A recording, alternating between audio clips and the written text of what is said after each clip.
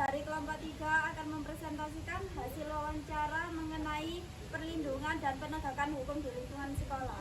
Perkenalkan, nama saya Hafiz Dewi Saputra, nomor absen 24 dari kelas 12 IPA 5. Perkenalkan, nama saya Putri Fitri Ananda, nomor absen 30 dari kelas 12 MIPA 5. Perkenalkan, nama saya Sihika Dia, nomor absen 34 dari kelas 12 IPA 5. Perkenalkan, nama saya Dwi Septian Yulu, nomor absen 16 dari 12 IPA 5. Perkenalkan, nama saya Afrida Ramawati, nomor absen 3 dari 12 IPA 5. Perkenalkan, nama saya Devinda Riviati, nomor absen 13 dari 12 IPA 5. Perkenalkan, nama saya Anisha Larasati, nomor absen 7 dari 12 IPA 5. Perkenalkan, nama saya Jati, absen 27. Assalamualaikum warahmatullahi wabarakatuh. Mohon maaf mengaturkan. Kami dari kelas 12 IPA 5 ingin mewawancara Anda. Iya. Tentang peraturan yang ada di sekolah. Iya. Kami ingin tanya, peraturan yang ada di sekolah itu apa saja sih, Pak? Ya, peraturan yang ada di sekolah yang ketika siswa itu mengikuti peraturan tata tertib sekolah. Peraturan yang ada di sekolah ini biasanya sudah disahkan oleh Bapak Gede, Pak Pandu, tentang Bapak Ahmad Setiawan. Sehingga peraturan tersebut menjadi salah satu memiliki karena bertujuan untuk membentuk karakter para siswa. Biasanya peraturan apa saja yang dilanggar siswa-siswi di sekolah? Ini yang sering melanggar peraturan tata tertibnya itu meliputi apa itu. Perlu kamu ketahui semua bahwa penggunaan sandal di sekolah itu tidak boleh. Penggunaan sandal itu ketika sama mau sholat, bismillah, mau olahraga, setelah olahraga, biasanya itu bersih-bersih badan itu apa. Akan tetapi setelah kita selesai memasuki jam pelajaran di kelas, sama tidak memakai sepatu, itu sudah ada skor pelanggaran yang harus diterima oleh melakukan pelanggaran. Otomatis seperti bel, hasil itu harus dilengkapi karena itu sudah memenuhi peraturan yang ada di GDS seperti itu. Contoh pelanggaran ringan sama yang berat di sekolah ini apa pernah dilakukan siswa-siswi, Pak?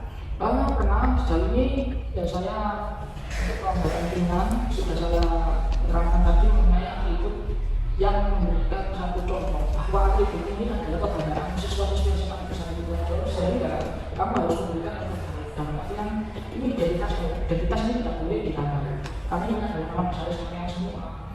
Itu yang peraturan yang paling ringan adalah tentang atribut. Untuk peraturan yang tinggi yang paling istilahnya sekolah paling tinggi itu adalah satu merokok.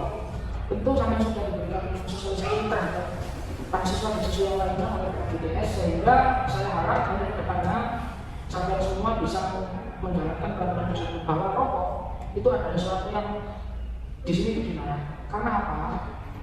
Di saat kemarin bulan 4 tahun 5 di uang bekas administrasi sekolah juga itu mengalami kebakaran.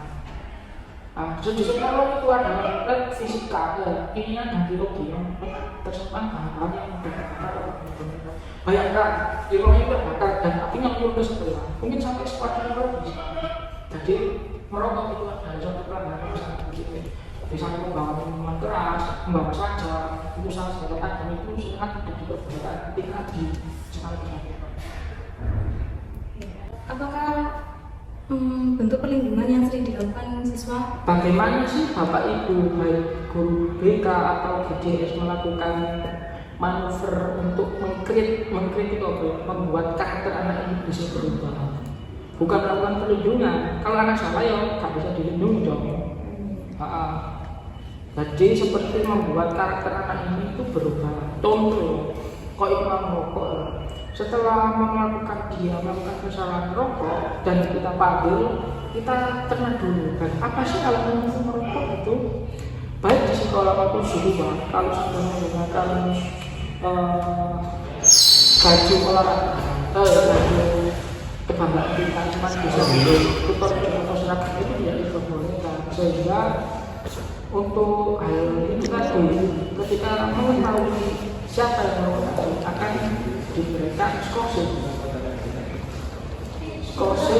langsung pembelajaran di sekolah dikembalikan pembelajaran di rumah dikembalikan ke orang tua. Jadi otomatis untuk hal itu sangat-sangat diperlukan perhatian khusus seperti itu.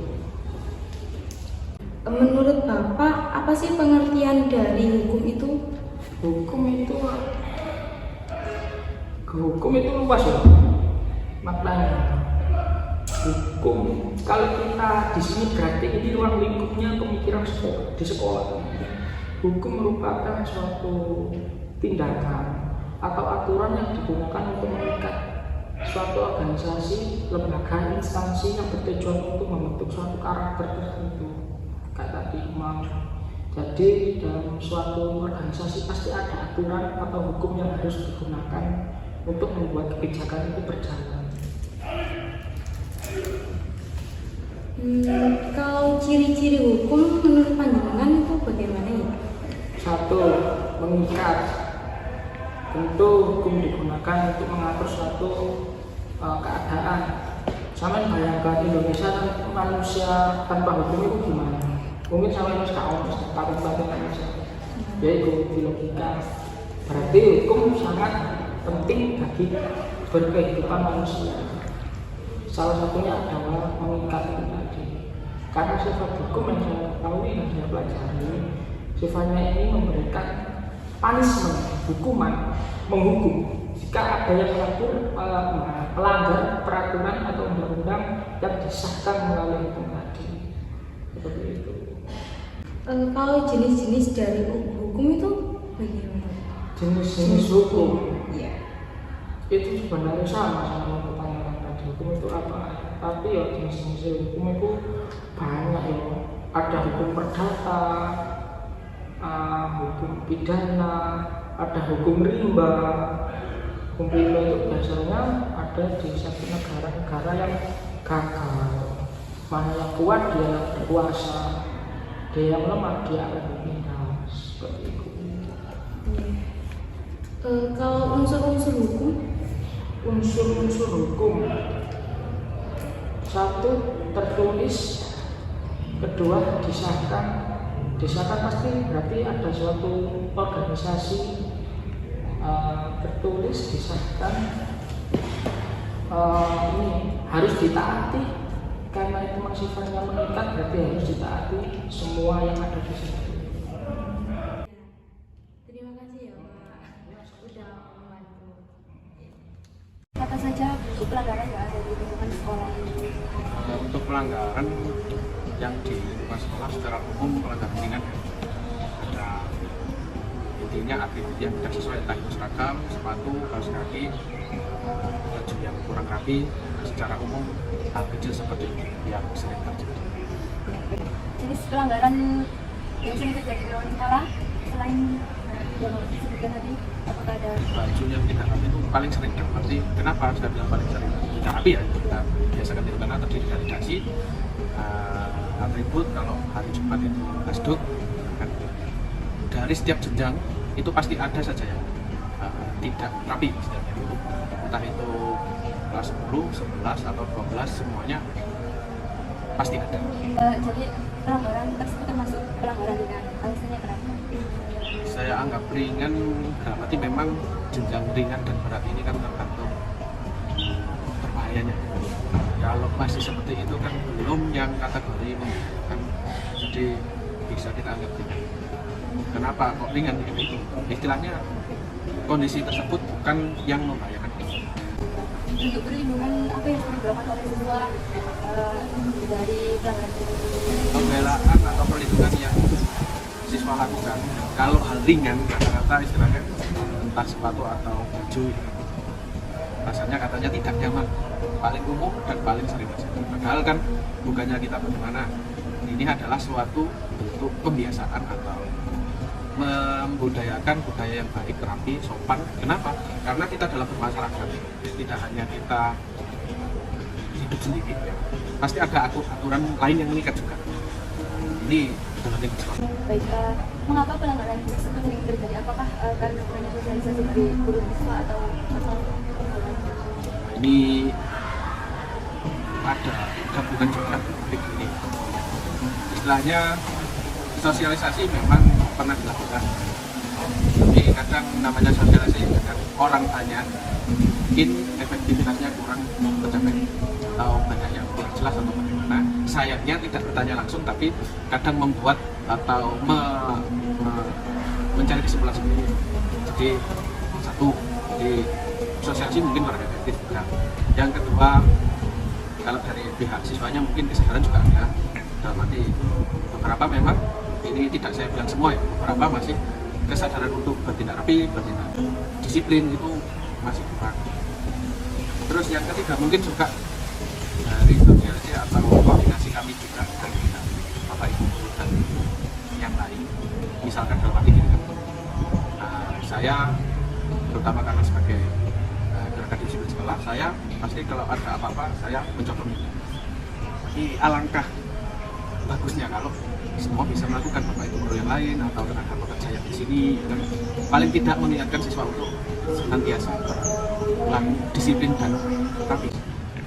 Pertanyaan selanjutnya, bagaimana tanggapan Bapak dalam menanggapi pembelaan yang dilakukan oleh siswa? Ya, pembelaannya, asalkan ini dalam arti pembelaan ini benar ya alasannya. Salah satu contoh kemarin begini kejadian, ada anak pakai olahraga sepatu bukan hitam ya, istilahnya sepatu olahraga ya, kita istilahnya seperti itu, di waktu bukan olahraga. Saya panggil, saya tanya kenapa kok pakai sepatu olahraga. Jawabnya, kenapa? Basah Pak, tadi waktu sholat di masjid kena hujan. Jadi terus mana buktinya?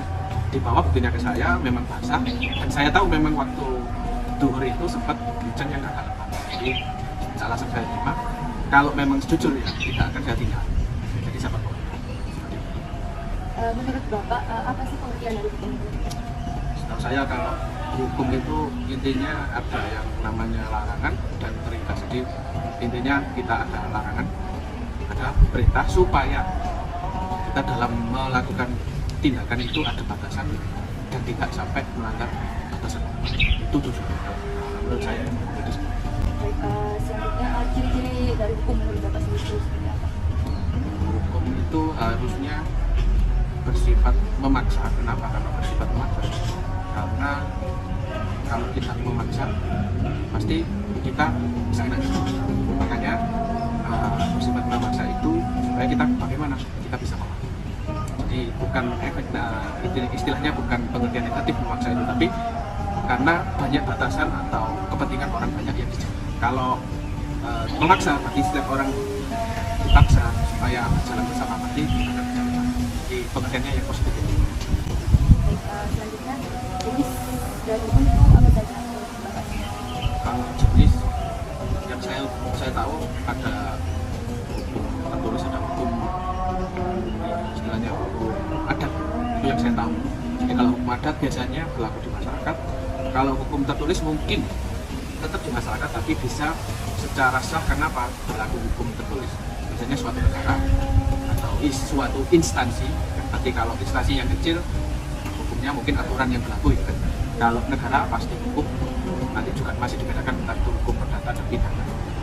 Jadi secara umum yang saya tahu ada hukum tertulis karena memang harus atau ditulis ada tulisannya, dan hukum adat atau yang kita tahu dari omongan saja atau ya yang berlaku di daerah itu. Pertanyaan terakhir, menurut Bapak apa saja sih unsur dari hukum? Unsur hukum berarti ada pelaku atau yang diketahui, ada pembuatnya, dan ada penegaknya. Jadi unsur-unsur tersebut kalau bekerja atau bersinergi akan menciptakan atau menghasilkan keadaan yang bisa dikontrol. Jadi dengan penjalanan hukum yang baik, maka kehidupan akan biasanya lebih tenang. Kira-kira apa saja bentuk pelanggaran dalam lingkungan sekolah?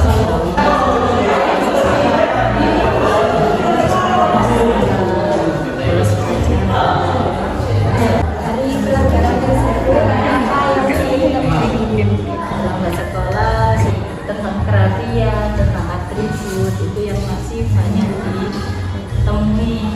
Apakah pelanggaran tersebut termasuk dalam pelanggaran ringan atau ringan? Kalau yang saya ringan. Kalau diambil poin mungkin ya tidak banyak. Cuman dilakukan. Untuk perlindungan apa yang sering dilakukan oleh siswa Kalau dari BK sendiri ya, ketika ada siswa yang bermasalah pasti akan dipanggil ke BK, bukan untuk dihukum, tapi untuk diberikan konseling, curhat lah istilahnya ya, curhat. Kenapa kok bisa dia itu bisa seperti itu? Ada latar belakangnya kan? Kalau BK pribadi itu tidak untuk menghukum siswa, tapi memberikan solusi. Mengapa pelanggaran tersebut sering terjadi di dalam lingkungan sekolah? Bolos yang tidak taat terhadap peraturan aktivitas dan lain-lain. Ya namanya remaja gimana? Kalau katanya teman-teman DPN peraturan untuk dilanggar kan? Itu sudah semua yang secara tidak langsung itu sudah memakan. Lalu bagaimana tanggapan Dina mengenai siswa yang meminta perlindungan? Itu malah bagus jadi dia itu ada pencegahan terlebih dahulu ketika dia punya masalah, tidak berlarut-larut di situ, tapi dia itu punya perasaan aku punya masalah, berarti aku harus lari ke siapa. Jadi sangat setuju sekali jika para siswa ketika meminta perlindungan atau meminta solusi, itu bagus sekali.